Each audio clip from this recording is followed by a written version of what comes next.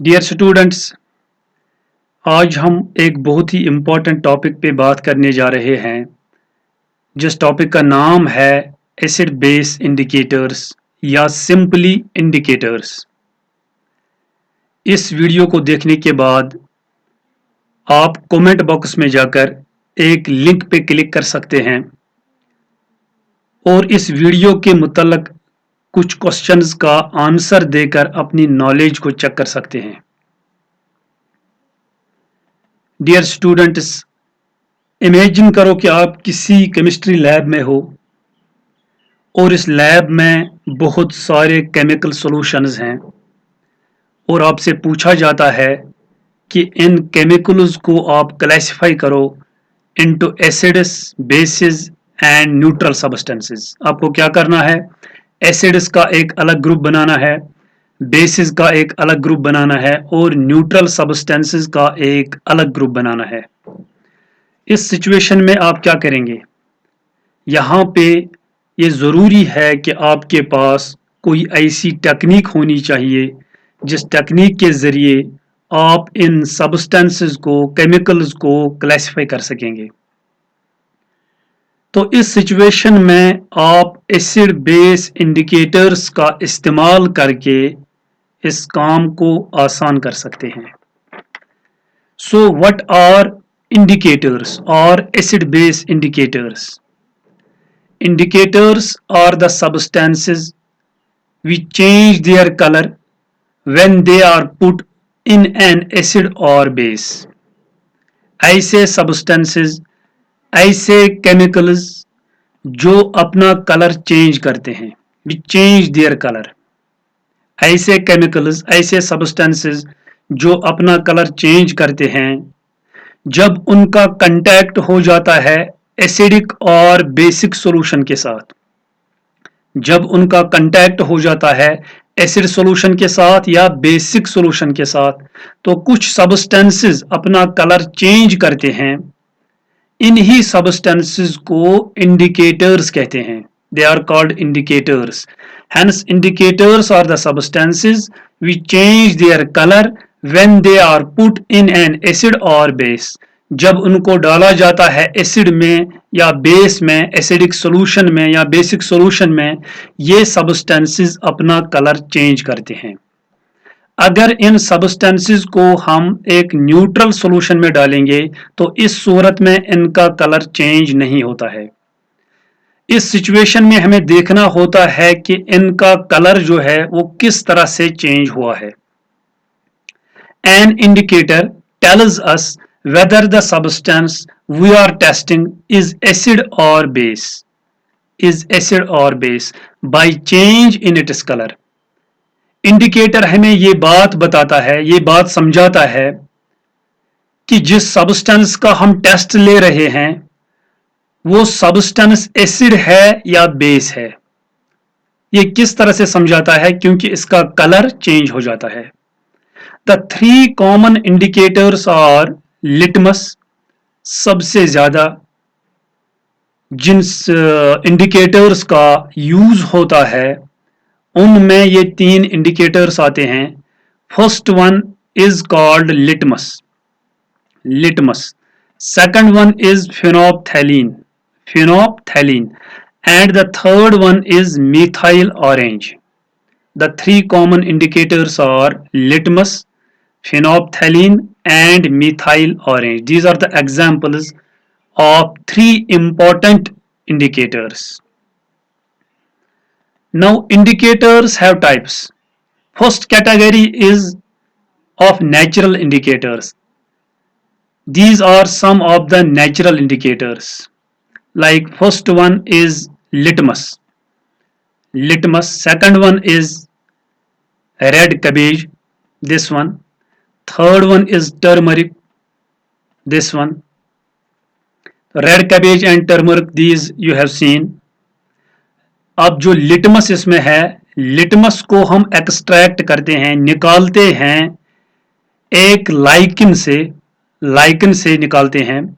एक किस्म का प्लांट है, इसी प्लांट से लिटमस को निकाला जाता है और इस लिटमस का अपना जो कलर है it is purple in colour. उसके बाद इसको एसिड बेस केमिस्ट्री में हम यूज करते हैं as indicator.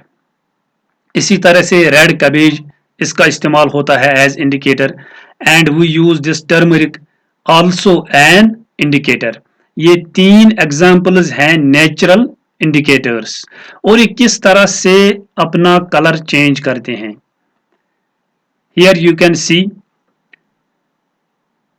in the first column we have the name of indicator. Here we have litmus, red cabbage and turmeric, 3 natural indicators. Litmus को जब हम डालते हैं एसिड में, एसिडिक सॉल्यूशन में, इसका कलर रेड हो जाता है, इसका कलर रेड हो जाता है। जब हम इसको डालते हैं बेसिक सॉल्यूशन में, इसका कलर ब्लू हो जाता है। ये आपको याद रखना है। In acidic solution litmus turns to red and in basic solution it is colour turns to blue. Number second is red cabbage. इसका कलर एसिडिक सॉल्यूशन में रेड होता है, जबकि बेसिक सॉल्यूशन में इसका कलर ब्लूश ग्रीन हो जाता है। Number third is turmeric. इसका कलर एसिडिक सॉल्यूशन में येलो होता है, जबकि बेसिक सॉल्यूशन में इसका कलर रेड हो जाता है। This is how these indicators change their colour when they come in contact with an acid और ए बेस। इन 3 इंडिकेटर्स में जो सबसे ज्यादा इस्तेमाल होता है दैट इज लिटमस। लेकिन लिटमस हमारे पास आता है in 2 colors, blue litmus and red litmus, like this. We have blue litmus paper and red litmus paper. This is blue litmus paper and this is red litmus paper. It comes in 2 colors, blue litmus and red litmus.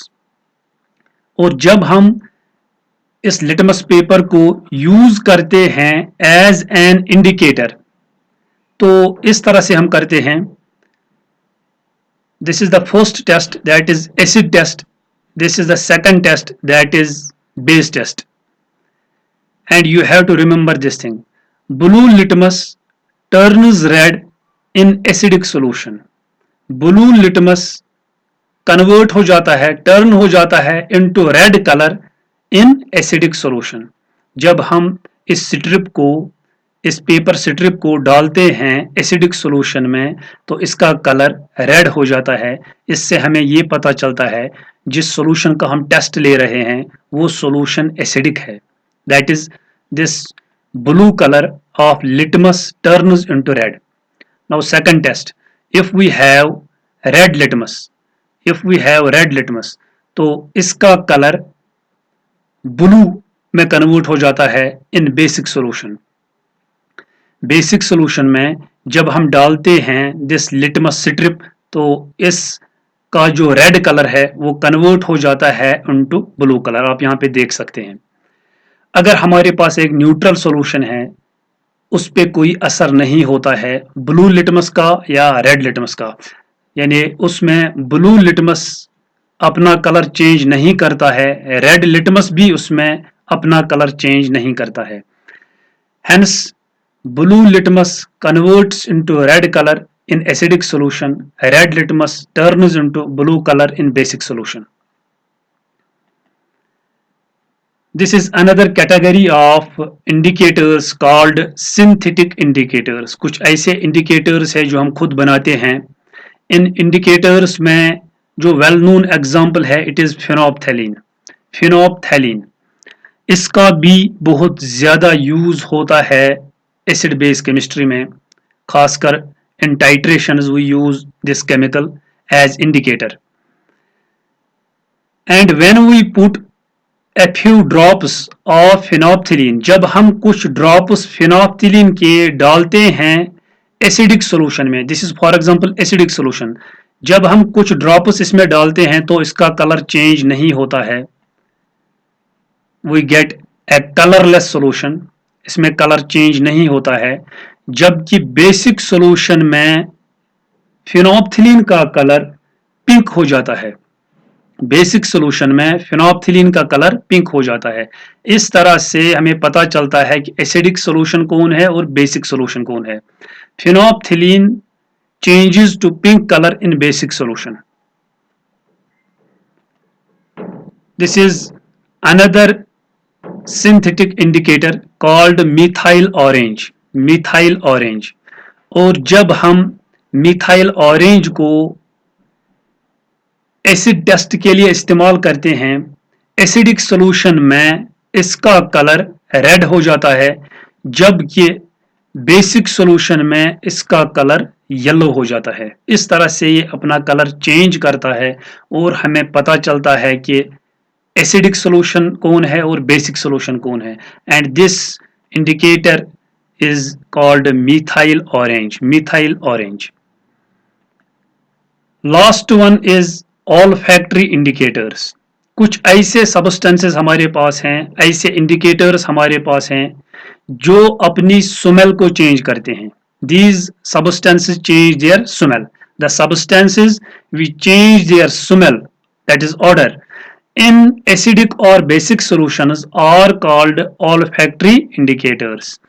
ऐसे indicators जो अपनी smell को change करते हैं जब वो touch करते हैं किसी एसिडिक या बेसिक सॉल्यूशन के साथ, ऐसे इंडिकेटर्स को हम ऑल्फैक्टरी इंडिकेटर्स के नाम से जानते हैं। इनमें कलर चेंज नहीं होता है, इनमें स्मेल चेंज हो जाती है। For example we have onion.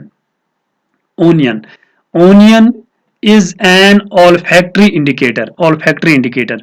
जब हम इसको एसिड में डालते हैं तो इसकी जो स्मेल है वो चेंज नहीं हो जाती है, इट रिटेन्स इट स्मेल। लेकिन जब हम इसको एक बेसिक सॉल्यूशन में डालते हैं, इसकी जो पर्टिकुलर स्मेल है ओनियन की वो खत्म हो जाती है, it loses it smell. Number second is vanilla extract. Vanilla का भी एक स्मेल है, ये स्मेल रिटेन हो जाती है तब जब हम इसको एसिड में डालते हैं, यानी इसकी स्मेल चेंज नहीं हो जाती है एसिड में, जबकि बेसिक सॉल्यूशन में इसकी जो स्मेल है वो खत्म हो जाती है। तो इस तरह से हम इन इंडिकेटर्स का इस्तेमाल करते हैं in acid base chemistry. That is all for today. Thank you very much.